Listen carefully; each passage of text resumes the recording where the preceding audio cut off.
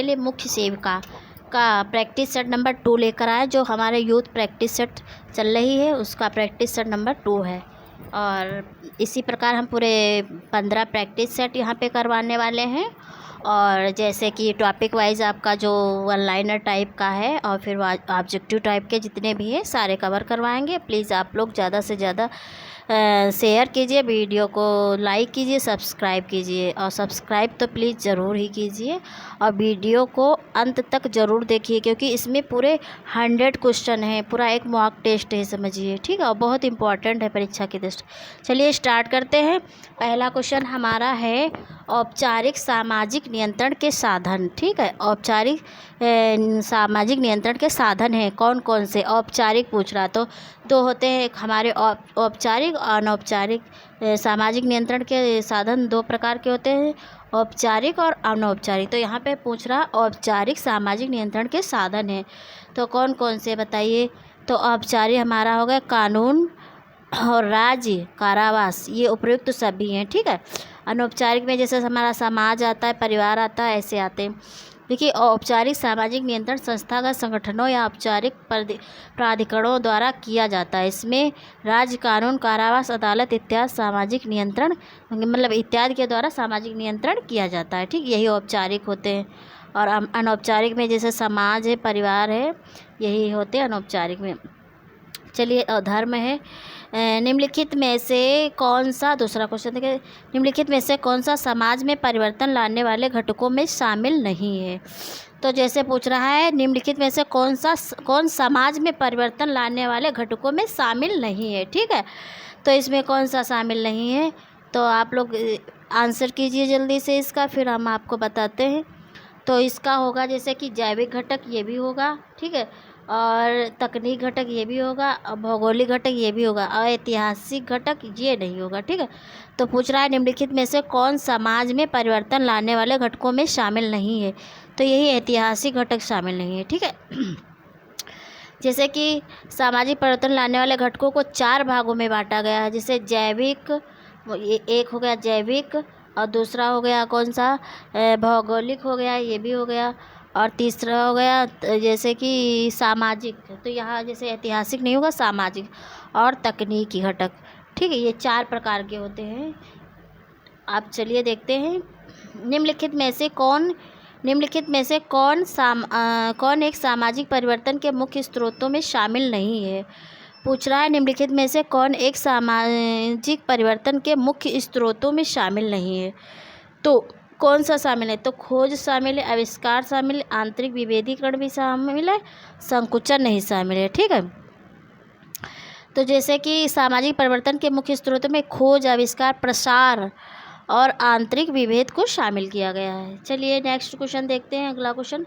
इस प्रकार फ्रेंड यहाँ पे हम बहुत अच्छे क्वेश्चन आपको प्रोवाइड कराने वाले हैं। और प्लीज़ आप लोग वीडियो को ज़्यादा से ज़्यादा शेयर कीजिए, लाइक कीजिए, सब्सक्राइब तो ज़रूर ही कीजिए और वीडियो को अंत तक ज़रूर देखिए। चलिए घरेलू हिंसा के संदर्भ में क्या सही है? पूछ रहा घरेलू हिंसा के संदर्भ में क्या सही है, ठीक है। तो जैसे कि थोड़ा इसको हाँ,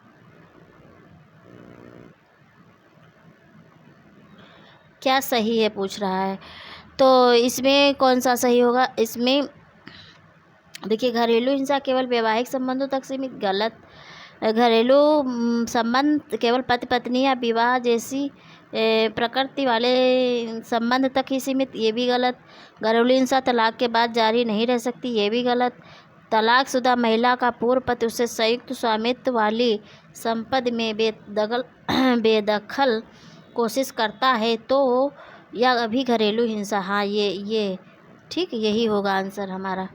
तो पूछ रहा है जैसे कि तलाकशुदा महिला का पूर्व पति उसे संयुक्त स्वामित्व वाली संपत्ति से बेदखल करने की कोशिश करता तो यह भी घरेलू हिंसा है। तो ये पूछ रहा है मतलब सही पूछ रहा, तो यही सही होगा, ठीक है। अब नेक्स्ट क्वेश्चन देखते हैं। अंतरपीढ़ी संघर्ष की निम्नलिखित परिभाषा किसके द्वारा दी गई है? अंतरपीढ़ी संघर्ष पूर्णतया संघर्ष ना होकर तनाव की दशा से संबंधित होता है, ये कथन किसका है? आंसर कीजिए जल्दी से आप लोग। तो इसका ये कथन किसका है? तो ये होगा अंतरपीढ़ी संघर्ष की निम्न परिभाषा। अंतरपीढ़ी संघर्ष पूर्णतया संघर्ष ना होकर तनाव की दशा से संबंधित होता है, ये जी.एस. घुर्ये ने कहा है। ठीक है, जी.एस. घुर्ये ने कहा है। अगला क्वेश्चन देखते हैं, सापेक्ष गरीबी का मापन किस विधि द्वारा किया जाता है? सापेक्ष गरीबी का मापन किस विधि द्वारा किया जाता है? तो आंसर कीजिए आप लोग जल्दी से। तो ये लॉरेंज वक्र, गिनी गुणांक, ये दोनों के द्वारा किया जाता है। ठीक है,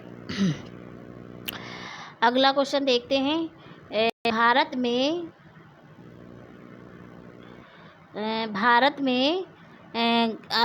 ने अपनी जनसंख्या स्थिरीकरण का लक्ष्य कब तक घोषित किया है? भारत ने अपनी जनसंख्या स्थिरीकरण का लक्ष्य कब तक घोषित किया? आंसर कीजिए जल्दी से आप लोग। कब तक किया है? तो ये 2070 तक किया है। ठीक है, वर्तमान में भारत ने अपनी जनसंख्या स्थिरीकरण का लक्ष्य वर्ष 2070 तक निर्धारित किया है। इससे पहले भारत का लक्ष्य 2045 तक था। ठीक, 2045 तक था, अब वो ये 2070 तक कर दिया गया है। ठीक है, अगला क्वेश्चन देखते हैं, किस दशक में भारत की जनसंख्या में ऋणात्मक वृद्धि दर देखने को मिला है? ठीक है, तो ये पूछ रहा है किस दशक में भारत की जनसंख्या ऋणात्मक वृद्धि दर देखने को मिला है? तो आंसर कीजिए इसका जल्दी से। कौन सा होगा? तो ये 1911 से 1921 तक ऋणात्मक वृद्धि दर देखने को मिला है। ठीक है, यहाँ पे जितनी है ऋणात्मक वृद्धि दर कितनी मिली? 0.31% मिली है। ठीक है, इतनी मिली, 0.31% मिली है देखने को। इस दशक में अकाल एवं महामारियों का प्रभाव अधिक था, जिससे मृत्यु दर अधिक थी। ठीक है, अगला क्वेश्चन देखते हैं, लिंगानुपात विषमता से निर्धारित महिला भूमिका से किसका संबंध नहीं है? ठीक है, तो आंसर कीजिए जल्दी से। तो इसमें सिलाई बुनाई करना है। ठीक है, और खाना पकाना परोसना, इससे भी है। घर की साफ़ सफाई करना, ये भी है। तो ये अध्ययन एवं अध्यापन से नहीं, तो यही आंसर हमारा होगा, अध्ययन एवं अध्यापन होगा। ठीक है, अगला क्वेश्चन देखते हैं,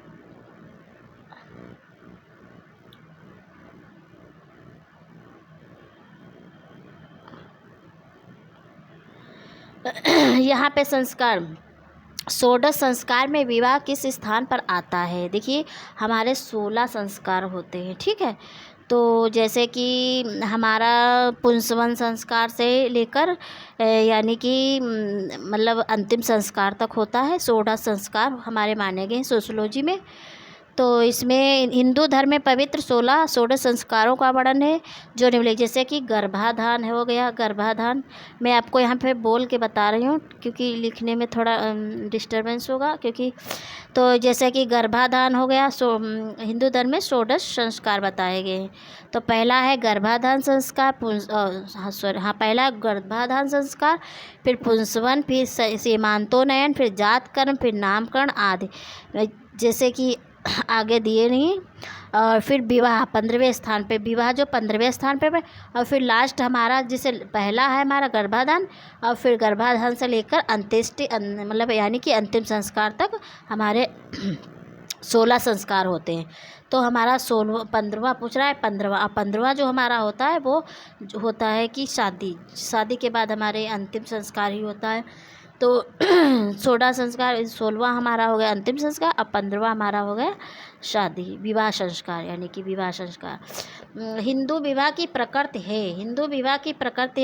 है? हिंदू विवाह की प्रकृति कैसी है, आप लोग बताइए।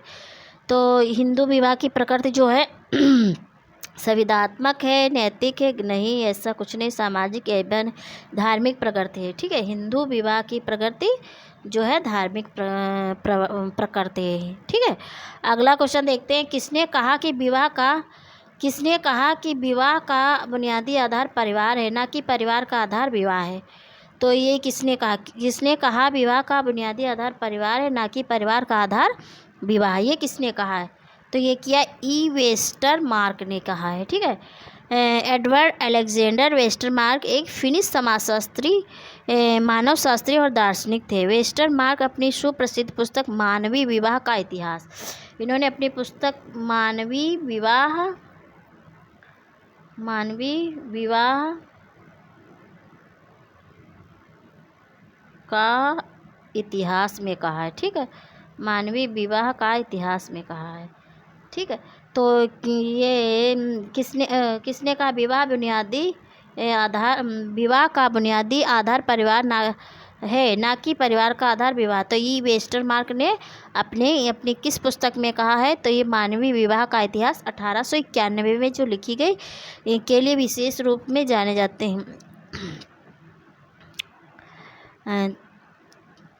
फ्रेंड, जैसे कि अब फिर से एक बार व्याख्या रिपीट कर देते। एडवर्ड अलेक्जेंडर वेस्टरमार्क एक फिनिश समाजशास्त्री, मानवशास्त्री और दार्शनिक हैं। वेस्टरमार्क अपनी सुप्रसिद्ध पुस्तक मानवीय विवाह का इतिहास 1891 के लिए विशेष रूप से जाने जाते हैं। इस पुस्तक में इन्होंने इस विचार का खंडन किया कि हमारे आदि पूर्वज पूर्णतः लैंगिक रूप कामाचारी थे। इस संबंध में उनकी यह उक्ति लेखनीय। एक विवाह ही विवाह का एक मात्र सच्चा रूप है, रहा है, रहेगा।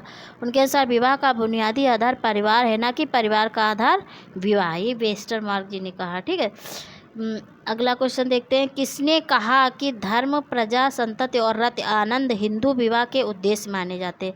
तो ये किसने? धर्म, प्रजा, रति किसने कहा? ये के.एम. कपाड़िया साहब ने कहा है। ठीक है, के.एम. कपाड़िया साहब ने कहा धर्म, प्रजा, संतति और रति आनंद हिंदू विवाह के उद्देश्य माने जाते हैं। अगला क्वेश्चन। कौन मानता है कि एक विवाह है, रहा है और रहेगा केवल एक सही विवाह का प्रकार है? किसने कहा? तो देखिए यहाँ पे इन्होंने भी कहा, मेलिनोवस्की ने कहा है। ठीक है, मेलिनोवस्की ने कहा एक विवाह है, रहा है और रहेगा, केवल एक ही विवाह सही विवाह का प्रकार है। ठीक है, मेलिनोवस्की जी ने कहा है। तो इन्होंने क्या कहा है?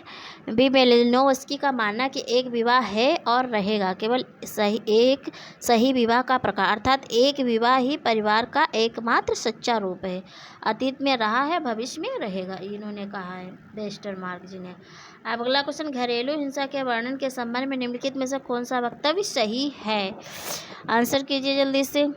तो ये घरेलू हिंसा का शिकार केवल विवाहित महिला, ऐसा कुछ नहीं। बालिकाएं घरेलू हिंसा के अधिक शिकार, ऐसा कुछ नहीं। ये भी पूर्ण रूप से सही नहीं। घरेलू हिंसा के अंतर्गत घरेलू परिवेश में किसी व्यक्ति का शारीरिक, लैंगिक, मानसिक तथा मौखिक दुर्व्यवहार शामिल है। यही हमारा आंसर होगा, ऑप्शन सी सही होगा। ठीक है, ऑप्शन सी सही होगा। ठीक, अगला क्वेश्चन देखते हैं। भारतीय दंड संहिता की, ये बहुत इंपॉर्टेंट क्वेश्चन है, बहुत बार पूछता। भारतीय दंड संहिता की किस धारा के अंतर्गत पत्नी पति के दुर्व्यवहार की शिकायत कर सकती है? तो यहाँ पे पत्नी पूछ रहा है ना। तो भारतीय दंड संहिता की किस धारा के अंतर्गत पत्नी पति के दुर्व्यवहार की शिकायत कर? तो ये धारा 497 है। और पत्नी के दुर्व्यवहार की शिकायत किस धारा के तहत कर सकता है? तो वो हो गई 498। ठीक है, ये हो गई 498, ये तो खुले का। तो यहाँ पे जैसे पूछ रहा है भारतीय दंड संहिता की किस धारा के अंतर्गत पत्नी पति के दुर्व्यवहार की शिकायत कर सकती है? तो 497 के तहत। और पति पत्नी के दुर्व्यवहार की शिकायत 498 के तहत कर सकता है। ठीक, अगला क्वेश्चन देखते हैं।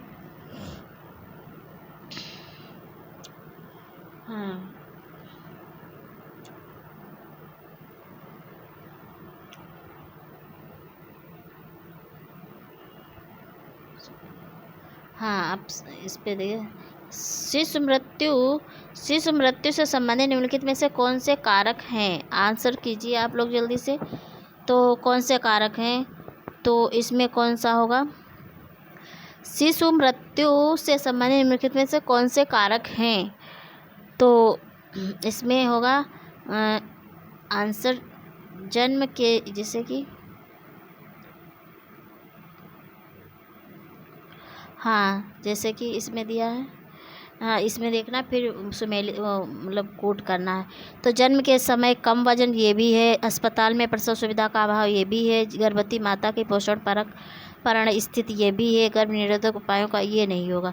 तो इस प्रकार हमारा कौन सा होगा? तो इसमें होगा डी वाला, फर्स्ट, सेकंड एंड थर्ड। ठीक है, अगला क्वेश्चन देखते हैं। जनसंख्या विस्फोट से तात्पर्य है। जनसंख्या विस्फोट से तात्पर्य, क्या तात्पर्य बताइए जल्दी से। जन्म तथा मृत्यु दर में अभूतपूर्व परिवर्तन होगा। इसका आंसर कौन सा होगा? सी होगा। जन्म तथा मृत्यु दर में अभूतपूर्व परिवर्तन होगा। ठीक, जनसंख्या विस्फोट से तात्पर्य होगा जब किसी देश की जनसंख्या की मृत्यु दर में कमी होती है, बाल मृत्यु दर में कमी होती है, लेकिन जन्म दर और जीवन प्रत्याशा में वृद्धि होती है, तो इन सबके संयुक्त प्रभाव के कारण जनसंख्या में तेज़ी से वृद्धि होती है। इस स्थिति को जनसंख्या विस्फोट कहा जाता है। 1951 से 81 के दशकों को भारत में जनसंख्या विस्फोट की अवधि के रूप में जाना जाता है। ठीक है, अगला क्वेश्चन, महिला स्वयं सिद्धि योजना। महिला स्वयं सिद्धि योजना संबंधित है, किससे संबंधित है? आंसर कीजिए जल्दी से आप लोग। तो महिला स्वयं सिद्धि योजना महिलाओं का सामाजिक आर्थिक सशक्तिकरण करने से संबंधित है। ठीक है, तो जैसे कि यहाँ पे महिला योजना के नाम से इसे 20 अगस्त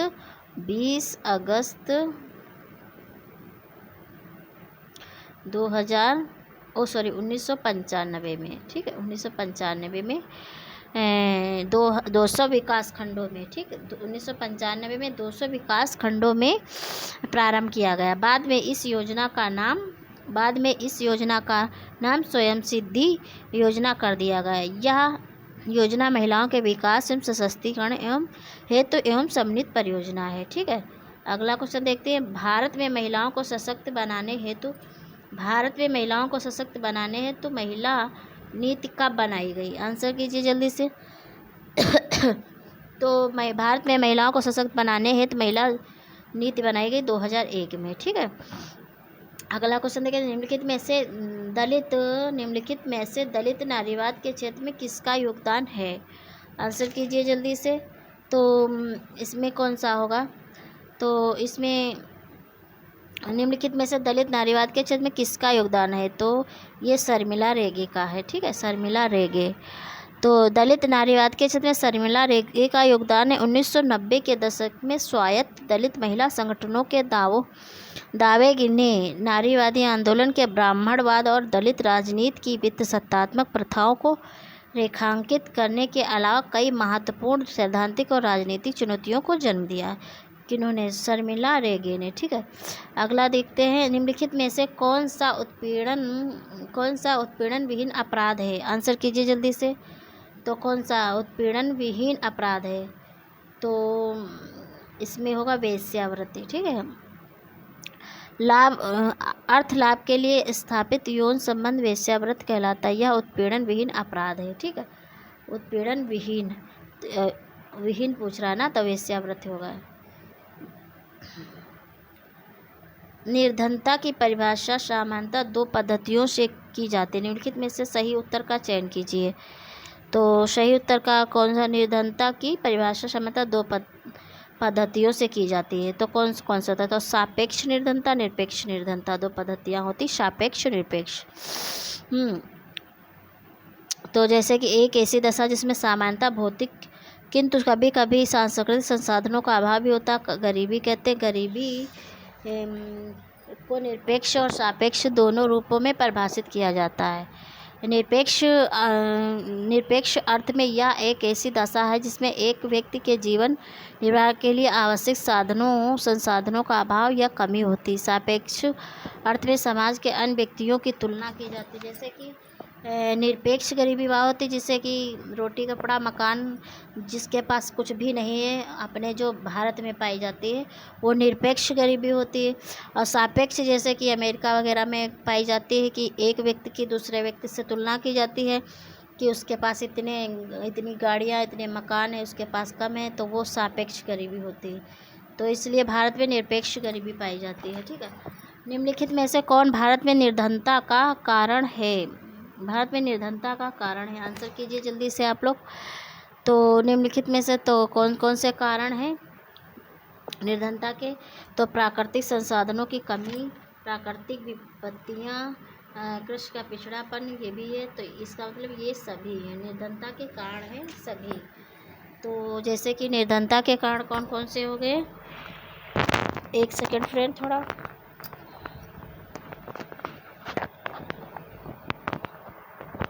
एक मिनट।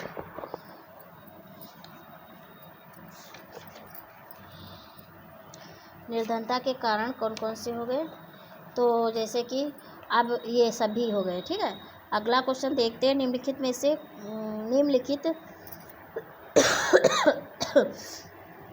सॉरी फ्रेंड, निम्नलिखित में से सर्वप्रथम सामाजिक नियंत्रण शब्द का प्रयोग किसने किया है।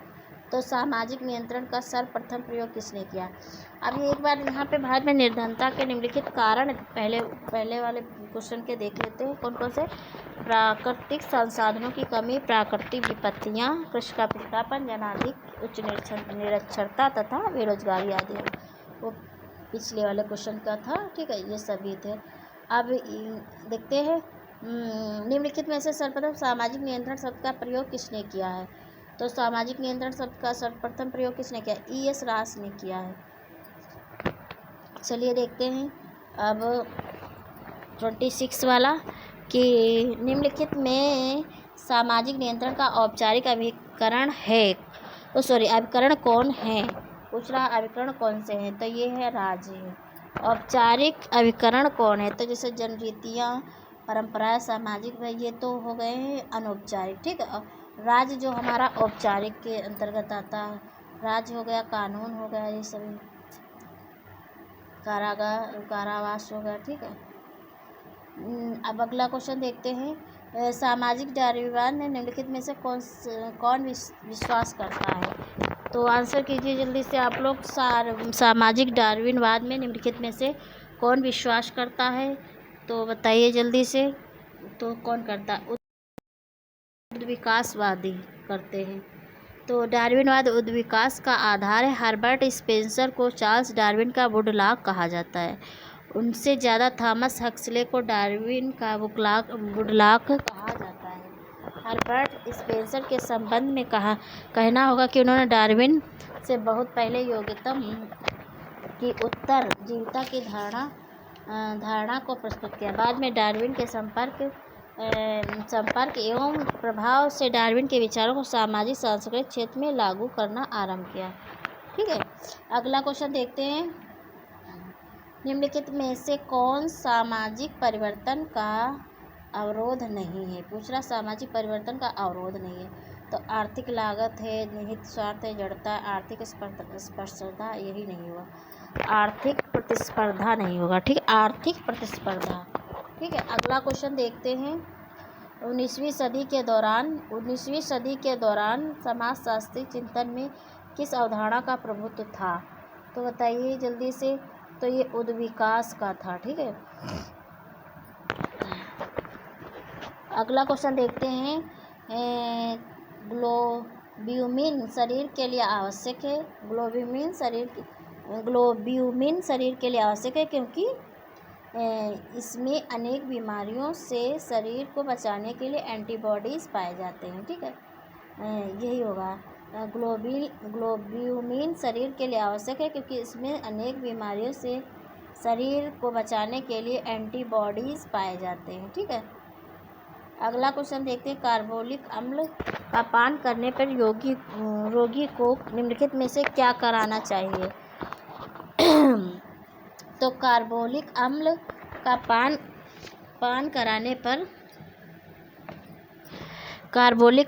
पान कराने पर रोगी को क्या निम्नलिखित में से क्या कराना चाहिए। आंसर कीजिए जल्दी से आप लोग। तो वमन नहीं कराना चाहिए तथा चूने के पानी अंडे की सफ़ेदी पिलानी चाहिए, ठीक, यही होगा। तो जैसे कि कार्बोलिक अम्ल का पान करने पर रोगी को ओमन नहीं कराना चाहिए तथा चूने के पानी अंडे की सफ़ेदी पिलाना चाहिए। विष कष्टकारक और घातक होते हैं। इसके प्रभाव के निराकरण के लिए कुछ औषधियाँ और उपचार प्रयुक्त होते हैं। इन्हें विष प्रतिकारक कहते हैं। अगला क्वेश्चन देखते हैं। फैमुलस शब्द का अर्थ है। फैमुलस शब्द का क्या अर्थ है बताइए।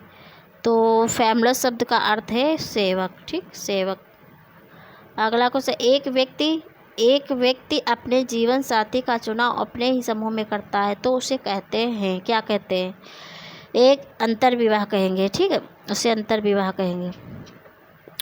अगर एक व्यक्ति अपने जीवन साथी का चुनाव अपने ही समूह में करता तो उसे अंतर विवाह कहेंगे, और अगर आदर्श समूह में करता है तो उसे बहिर्विवाह कहते हैं, ठीक है। और चलिए देखते हैं जीवन चक्र की किस अवस्था में साधनों की मांग बढ़ जाती है, बताइए जल्दी से। तो ये होगा विस्तार अवस्था में साधनों की मांग बढ़ जाती है।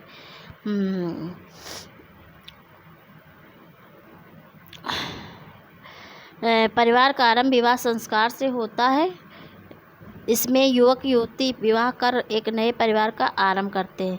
पारिवारिक जीवन चक्र 3 प्रकार के होते हैं, प्राथमिक अवस्था, विस्तृत अवस्था, संकुचित अवस्था, ठीक है, 3 प्रकार के होते हैं। पारिवारिक जीवन चक्र 3 प्रकार के होते हैं, प्राथमिक अवस्था, विस्तृत अवस्था और संकुचित अवस्था। तो इसमें हमारा आंसर होगा बी, विस्तार अवस्था।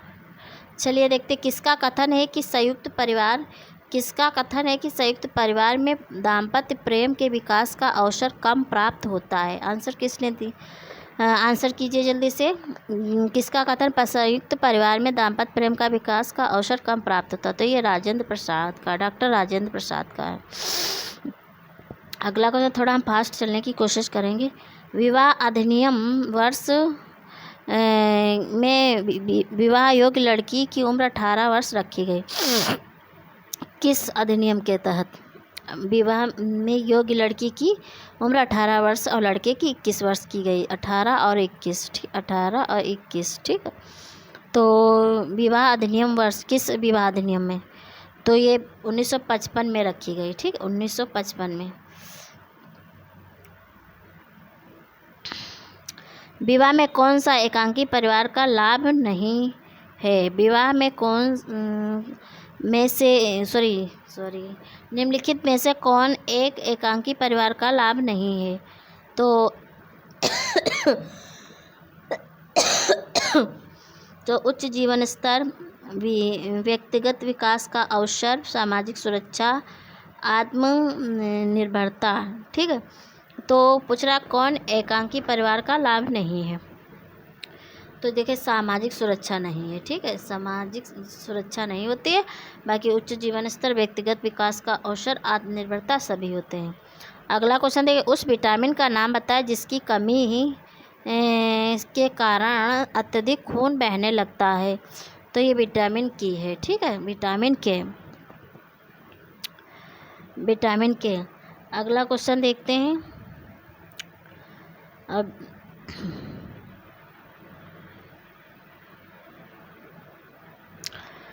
अगला क्वेश्चन देखें, निम्नलिखित में से कौन सा तीव्र जठरांत्र संबंधी संक्रमण पैदा करने वाला एक जलजनित रोग है? कौन सा? आंसर कीजिए जल्दी से। तो ये कौन सा होगा? हैजा होगा, ठीक है, हैजा एक संक्रामक रोग है। या रोग मक्खियों द्वारा फैलता है जो विब्रियो कालेरी नामक जीवाणु से फैलता है। विब्रियो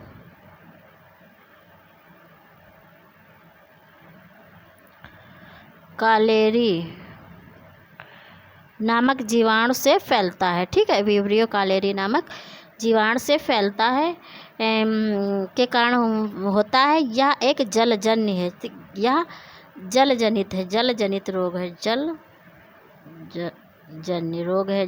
रोग है, ठीक, हैजा, ठीक है, विब्रियो कालेरी इसका जीवाणु है, ठीक है। यह किसी पीड़ित व्यक्ति के मल, मूत्र और उल्टी के जरिए दूसरे व्यक्ति तक पहुंचता है। हैजा से बचाव के लिए आसपास के नालियों अथवा जलयुक्त गंदे स्थानों को ब्लीचिंग पाउडर से संक्रमण मुक्त कर देना चाहिए, ठीक, यही इसका बचाव है, ठीक है। बड़ी माता के टीके का आविष्कार किसने किया? बताइए, बड़ी माता के टीके का आविष्कार किसने किया है? तो ये किया किसने, बताइए। तो ये किया एडवर्ड जेनर ने। बड़ी माता के टीके का आविष्कार यानी कि बड़ी माता स्मॉल पॉक्स के टीका का आविष्कार सन 1796 ईस्वी में किसने किया? एडवर्ड जेनर ने किया, ठीक है। अगला क्वेश्चन, हेपेटाइटिस हेपेटाइटिस ए किसके कारण होता है? आंसर कीजिए जल्दी से। तो हेपेटाइटिस ए विषाणु के कारण होता है। हेपेटाइटिस सब लीवर की किसी भी तरह के सूजन को संदर्भित करता है या हेपेटाइटिस वायरस के रूप में जाना जाता है, जिसमें इस वायरस के विभिन्न प्रकार A B C D E शामिल हैं। ठीक है, विभिन्न प्रकार शामिल हैं इसके। अगला क्वेश्चन देखते हैं। डॉपलर द्वारा गर्भस्थ शिशु के हृदय की प्रथम ध्वनि को कब सुना जाता है? आंसर कीजिए जल्दी से आप लोग। डॉपलर द्वारा गर्भस्थ शिशु के हृदय की प्रथम ध्वनि को 10 से 12 सप्ताह पर सुना जाता है, डॉपलर द्वारा। ठीक है, डॉपलर द्वारा।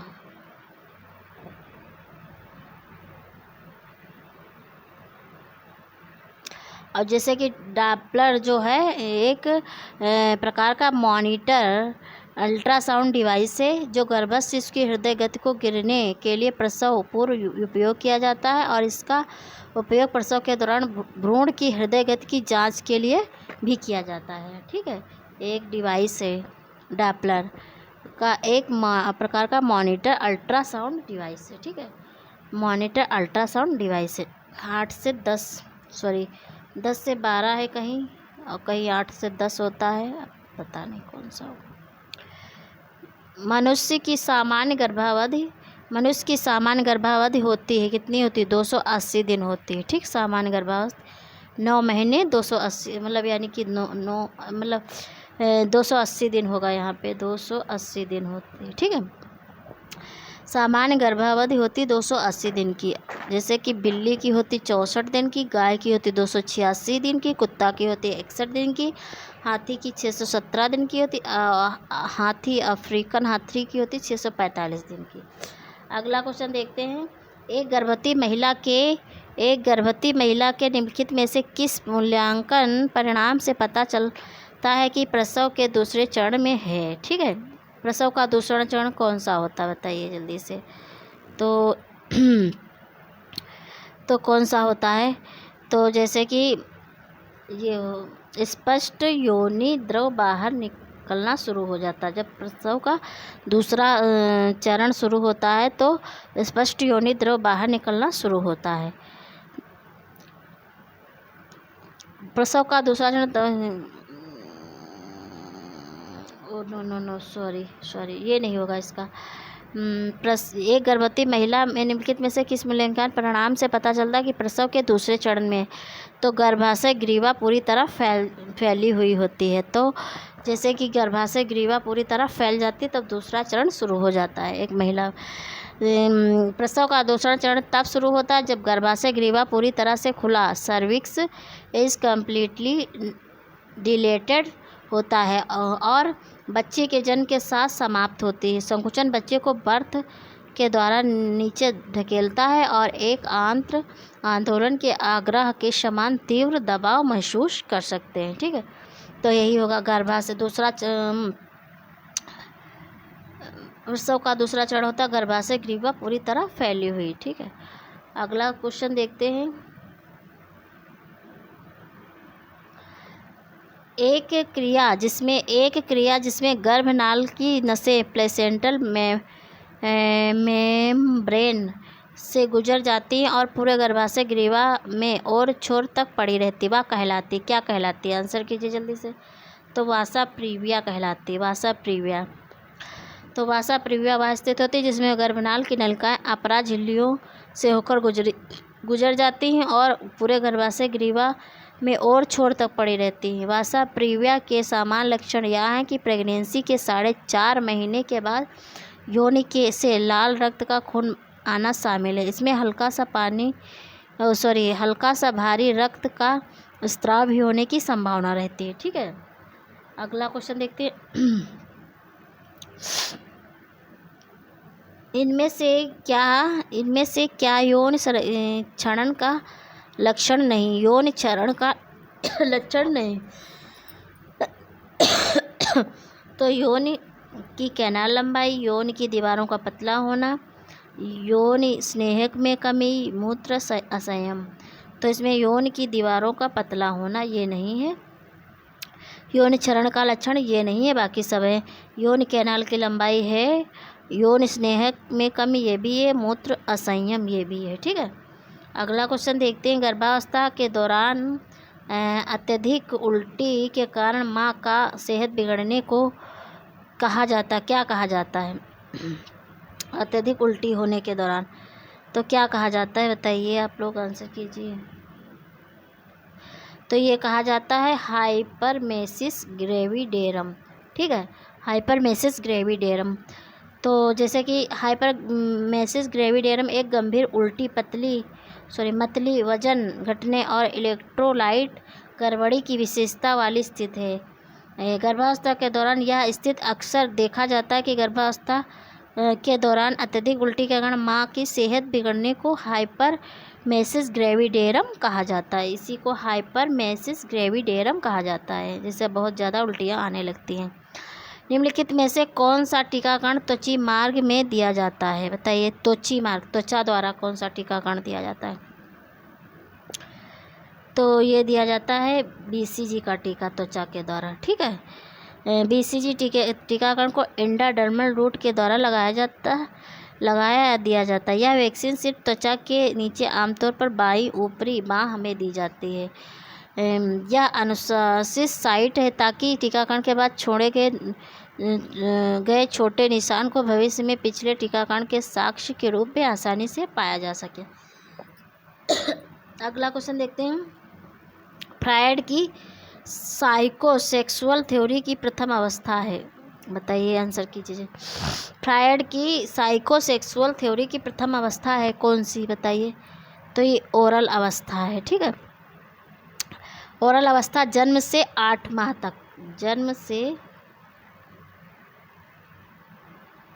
8 माह तक। ठीक, 8 माह तक ओरल अवस्था, 8 माह तक की अवस्था। इस अवस्था में बच्चे का व्यक्तित्व पूर्णतः आईडी से प्रभावित होता है और केवल सुख प्राप्त करना ही उसका उद्देश्य होता है। इस अवस्था में बच्चे को चूसने में असीम आनंद की अनुभूति होती है। इस कारण वह पेट भर जाने के बाद भी माँ के स्तनों को चूसता रहता है। हाँ, सही। अगला क्वेश्चन देखते हैं। मनोवैज्ञानिक जिसने संज्ञानात्मक विकास के क्षेत्र में महत्वपूर्ण योगदान दिया वह है कौन है, बताइए। मनोवैज्ञानिक जिसने संज्ञानात्मक विकास के क्षेत्र में महत्वपूर्ण योगदान दिया है वह है कौन है, बताइए। जीन पियाजे हैं, जीन पियाजे। ठीक है, अगला क्वेश्चन देखते हैं। निम्नलिखित में से कौन किशोरावस्था का विकासात्मक कार्य नहीं है? ठीक है, तो वस्तु स्थिरण प्राप्त करना यही नहीं विकासात्मक। व्यवसाय का चयन ये भी है। आत्म पहचान का विकास करना ये भी है। शारीरिक परिवर्तनों को स्वीकार करना ये भी है। ठीक है,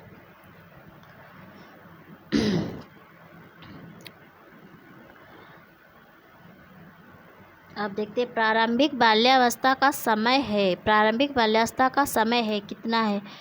तो प्रारंभिक बाल्यावस्था का समय कितना? जन्म से 2 वर्ष, 2 से 6 वर्ष, 2 से 5 वर्ष, जन्म से 15 दिन। तो इसका होगा 2 से 6 वर्ष। ठीक है, 2 से 6 वर्ष तक की प्रारंभिक बाल्यावस्था कहलाती है। ठीक है,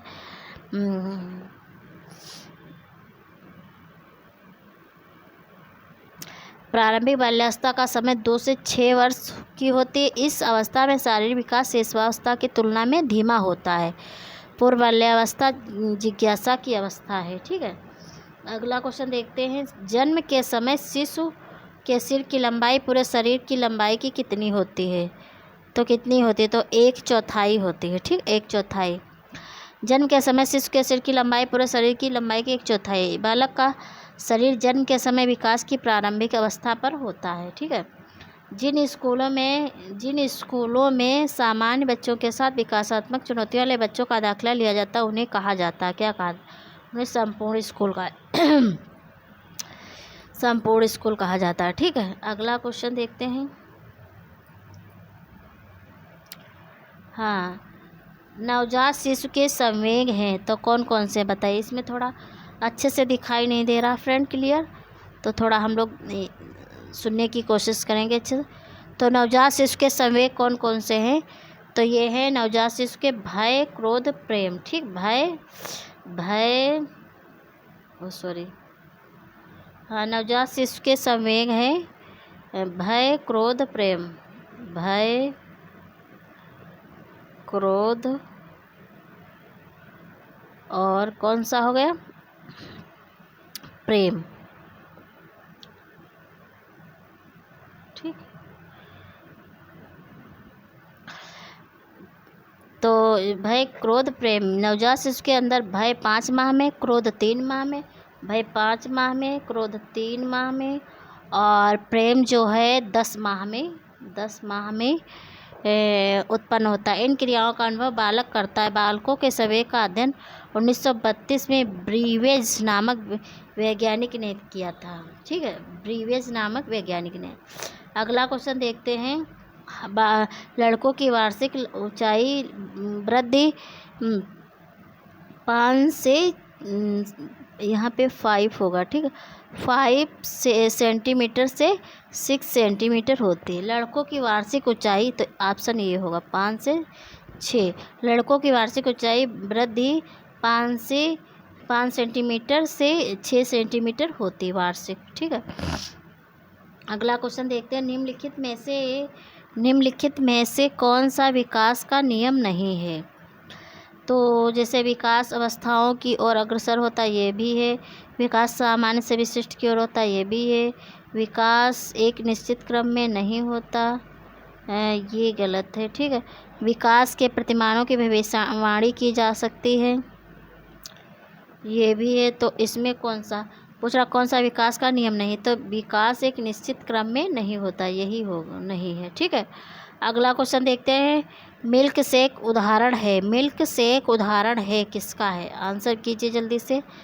तो मिल्क शेक उदाहरण पूर्ण स्वच्छ आहार का, पूर्ण स्वच्छ आहार का।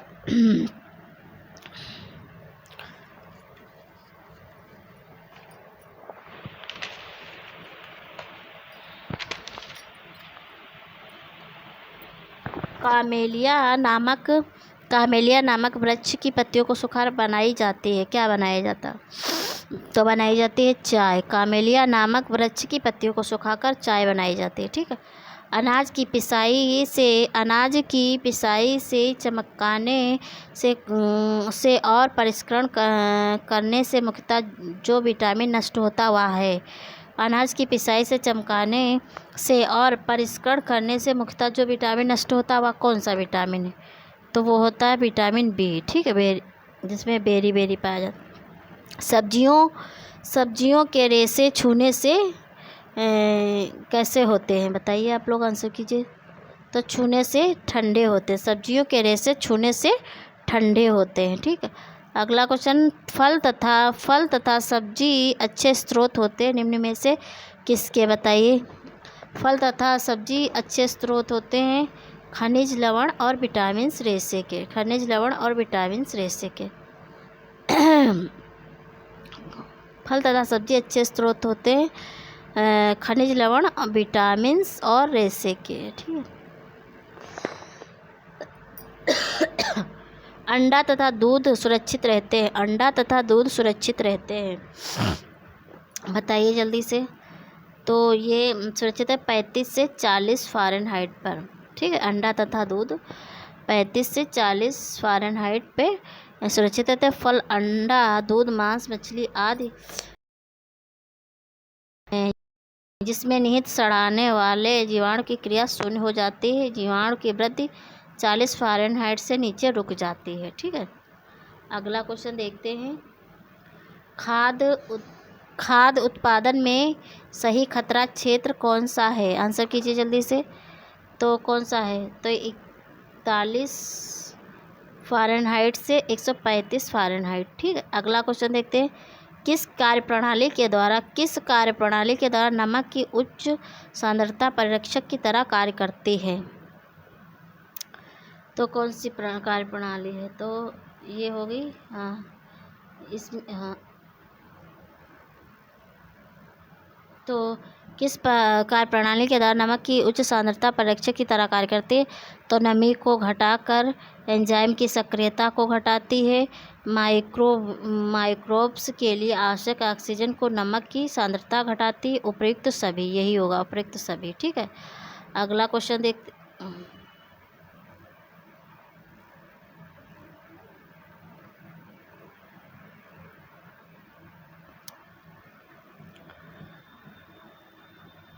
पाश्चुरीकरण किसके संरक्षण की विधि है? बताइए, पाश्चुरीकरण किसके संरक्षण की विधि है? तो ये है दूध के संरक्षण की विधि।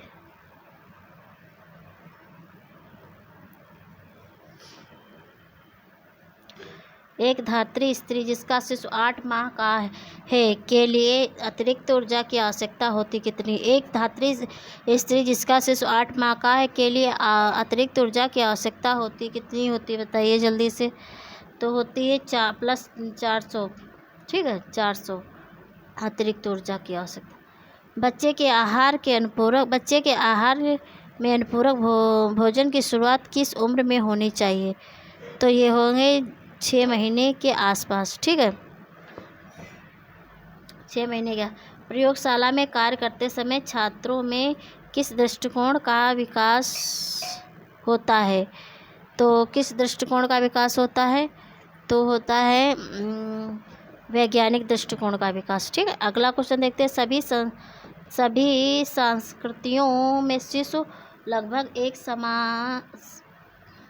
एक समान आयु में बबलाना प्रारंभ करते हैं, जो इंगित करता है कि यह व्यवहार प्रभावित होता है। बताइए, तो ये होगा परिपक्वता द्वारा। ठीक है, अगला। ब्रूनर के अनुसार बालक की मानसिक अनुभूतियों का तरीका कौन सा नहीं है? पूछ रहा कौन सा तरीका नहीं है?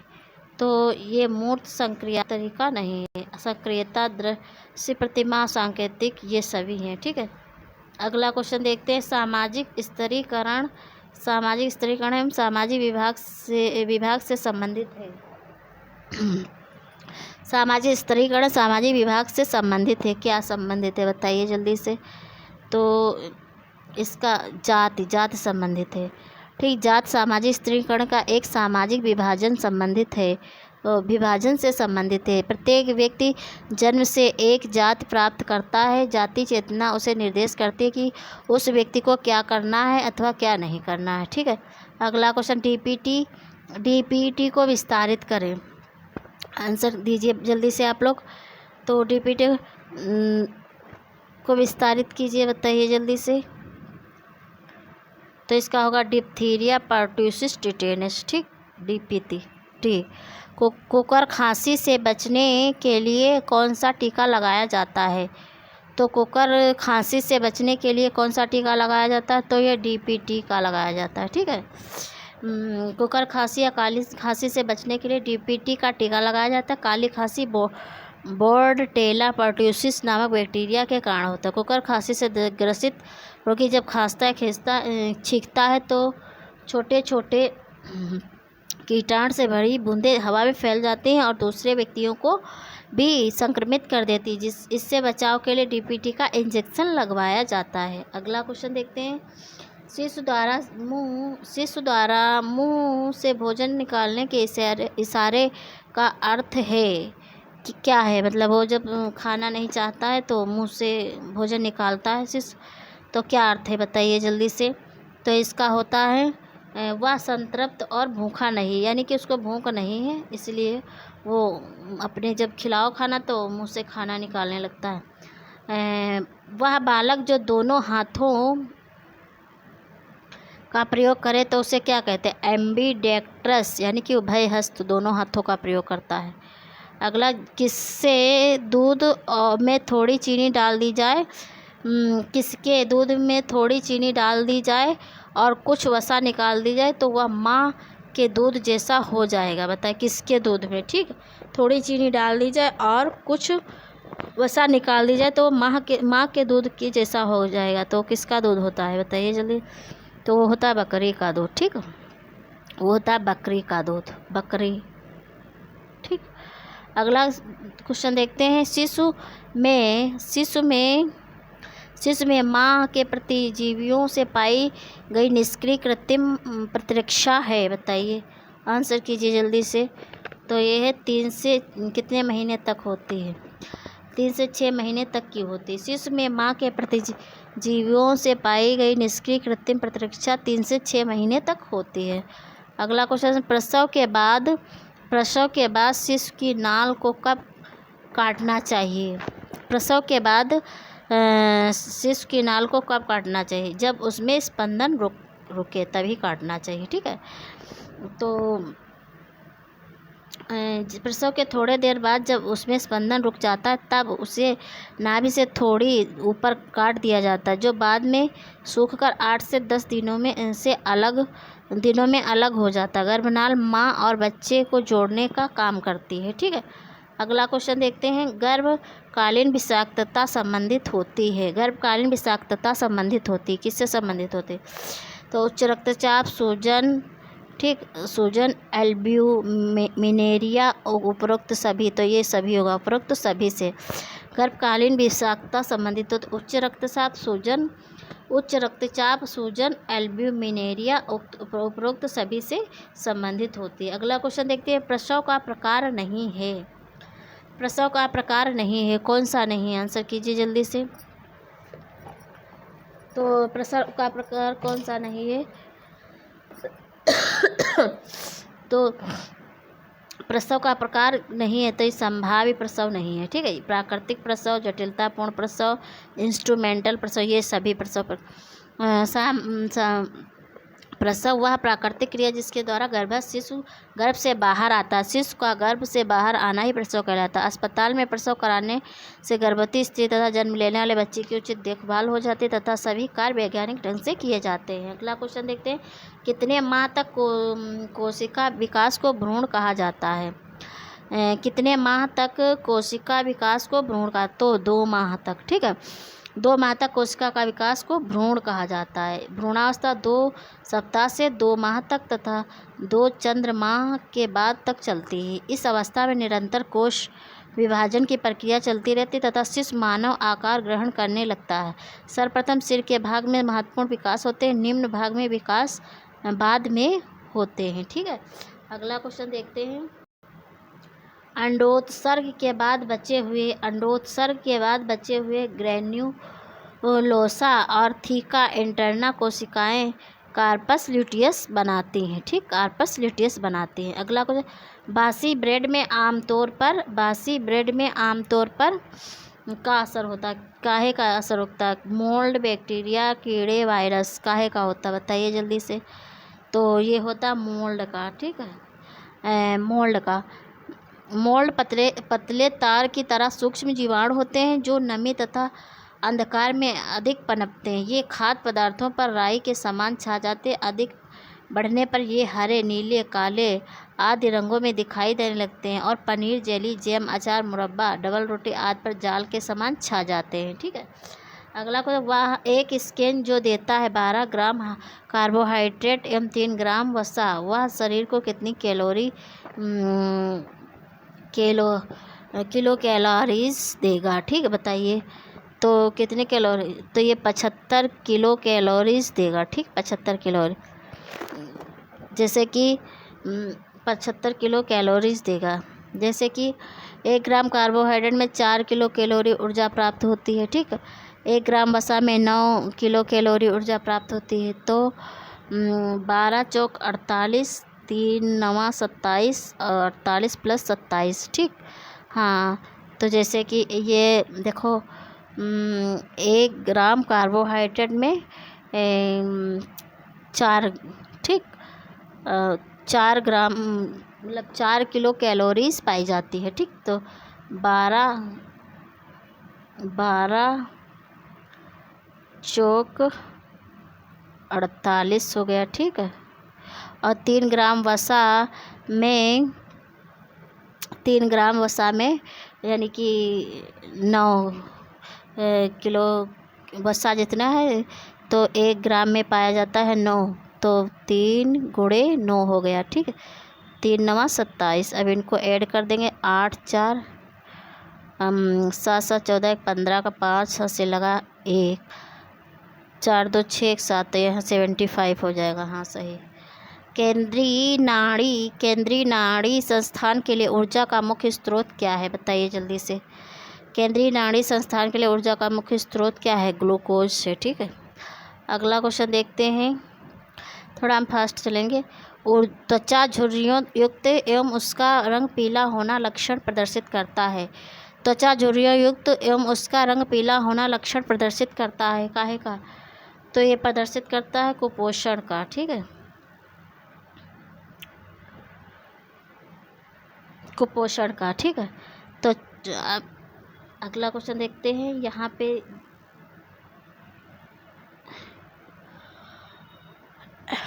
अभिकथन और कारण दिया हुआ है। ठीक, एंटीऑक्सीडेंट के उत्तम साधन वाले खाद्य पदार्थ ग्रहण करने से कैंसर होने की संभावना कम हो जाती है।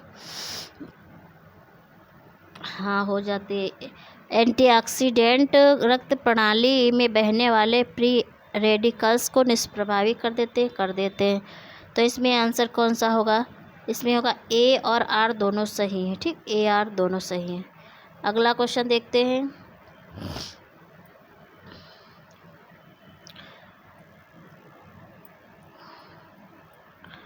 पोषण आहार विज्ञान के जनक हैं, कौन है बताइए जल्दी से। पोषण आहार विज्ञान के जनक हैं लेवाइजर हैं। ठीक है, अगला क्वेश्चन, जल की कठोरता किसकी उपस्थिति के कारण होती है। जल की कठोरता किसकी उपस्थिति के कारण होती है, बताइए जल्दी से। तो इसकी होती किसकी, तो जल की कठोरता किसकी उपस्थिति के कारण होती है, बताइए। Aluminium salt, potassium salt, sodium salt, calcium salt, तो एक कैल्शियम साल्ट के कारण होती है। ठीक है, अगला क्वेश्चन देखते हैं, जस्ता के लिए आवश्यक काहे के लिए, कोशिका विभाजन, वृद्धि, प्रतिरक्षा प्रणाली, उक्त सभी। तो किसके लिए आवश्यक, जस्ता वृद्धि के लिए आवश्यक है, वृद्धि के लिए आवश्यक है। अगला क्वेश्चन देखिए, विटामिन D3 को इस नाम से भी जाना जाता है, किसके, विटामिन D3 को इस नाम से भी जाना जाता है। तो विटामिन D3 को काले कैल्सीफेरॉल के नाम से भी जाना जाता है। ठीक है, काले कैल्सीफेरॉल के नाम से भी जाना जाता है। तो जैसे कि विटामिन D3 को काले कैल्सीफेरॉल के नाम से भी जाना जाता है। विटामिन D 2 रूपों में पाया जाता है, विटामिन D2, विटामिन D3। ठीक है, अगला क्वेश्चन देखते हैं, एक नवजात द्वारा आसानी से पाचित होने वाला मुख्य कार्बोहाइड्रेट है, कौन सा है बताइए जल्दी से। तो ये है लैक्टोज, यानी दूध में लैक्टोज पाया जाता है। दूध में कौन सा प्रोटीन पाया जाता है, दूध में कौन सा प्रोटीन पाया जाता है, तो दूध में जो है कैसीन पाया जाता है। ठीक है, दूध में कैसीन प्रोटीन पाया जाता है। इसमें 8.2% कैल्शियम तथा 5.7% कार्बोहाइड्रेट पाया जाता है। अगला क्वेश्चन देखते हैं, पकाने के किस तेल में सबसे अधिक आवश्यक वसी अम्ल हैं, बताइए जल्दी से। तो कौन सा होगा, तो पकाने के किस तेल में सबसे अधिक आवश्यक वसी अम्ल है, तो ये मूंगफली के तेल में है। ठीक है, जैसे कि मूंगफली को ग्राउंड नट भी कहते हैं। इसमें 40% वसा, 25% खनिज लवण, 3% रेशा होता है। यह विटामिन बी प्राप्ति का बढ़िया स्रोत, इसमें नियासिन की अधिकता होती है, अतः मूंगफली स्वास्थ्य के लिए श्रेयस्कर है। मूंगफली के तेल में सबसे अधिक आवश्यक वसी अम्ल होते हैं। मूंगफली के तेल की गुणवत्ता जैतून के तेल के लगभग समान होती है। ठीक है, अगला क्वेश्चन देखते हैं, परामर्श प्रक्रिया समस्या व समाधान का सम्मिलित प्रयास है, यह किसने परिभाषित किया। परामर्श प्रक्रिया समस्या व समाधान का सम्मिलित प्रयास है, किसने परिभाषित किया, तो ये रूथ स्ट्रॉन्ग ने कहा, रूथ स्ट्रॉन्ग। ठीक है, रूथ स्ट्रॉन्ग ने कहा है। अगला क्वेश्चन है, परामर्श के प्रभावी संचार में सम्मिलित है, परामर्श के प्रभावी संचार में सम्मिलित है, कौन सम्मिलित है बताइए। संचार तत्वों का अभाव, संचार की अनिच्छा, रूढ़िवादिता या पारंपरिक कट्टरता, उपयुक्त में से कोई नहीं। तो कौन सम्मिलित? तो संचार तत्वों का अभाव, यही सम्मिलित। परामर्श के प्रभावी संचार में सम्मिलित संचार तत्वों का अभाव। अगला, विश्व स्वास्थ्य संगठन विश्व स्वास्थ्य संगठन की स्थापना कब हुई थी? तो बताइए जल्दी से। विश्व स्वास्थ्य संगठन WHO की स्थापना 7 अप्रैल 1948 को हुई थी। 7 अप्रैल 1948। तो विश्व स्वास्थ्य संगठन WHO की स्थापना 7 अप्रैल 1948 को की गई थी। संयुक्त राष्ट्र संघ के गठन के समय ही एक ग्लोबल हेल्थ ऑर्गेनाइजेशन की आवश्यकता पर विचार किया गया, इसलिए WHO अस्तित्व में आया। ठीक है। अगला, यूनिसेफ के कार्यकारी निदेशक कौन है? यूनिसेफ के कार्यकारी निदेशक कौन है? बताइए जल्दी से। तो कौन है? तो ये हैं कैथरीन रसेल। यूनिसेफ के कार्यकारी निदेशक कौन है? Catherine Russell. तो 1 फरवरी 2022 को कैथरीन रसेल को यूनिसेफ की 8वीं कार्यकारी निदेशक ने, ये 8वीं है, ठीक,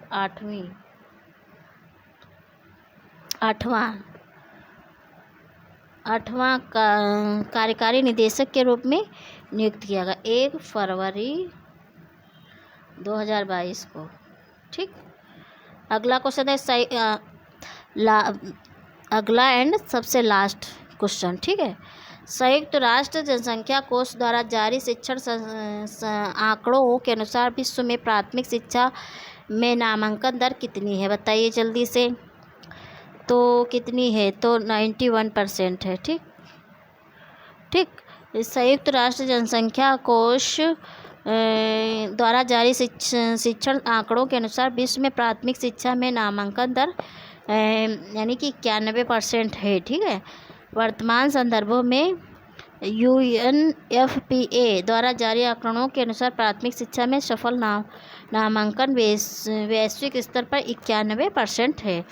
तो इस प्रकार फ्रेंड यहाँ पे पूरे 100 क्वेश्चन कवर किए गए हैं और इसी प्रकार हम आपको पूरे 15 प्रैक्टिस सेट यूथ वाले करवाएंगे यहाँ पे, और जो है फिर टॉपिक वाइज भी लेकर आएंगे। अब प्लीज़ आप लोग ज़्यादा से ज़्यादा चैनल को सब्सक्राइब कीजिए। थैंक्स फॉर वाचिंग फ्रेंड, और वीडियो को ज़्यादा से ज़्यादा देखिए।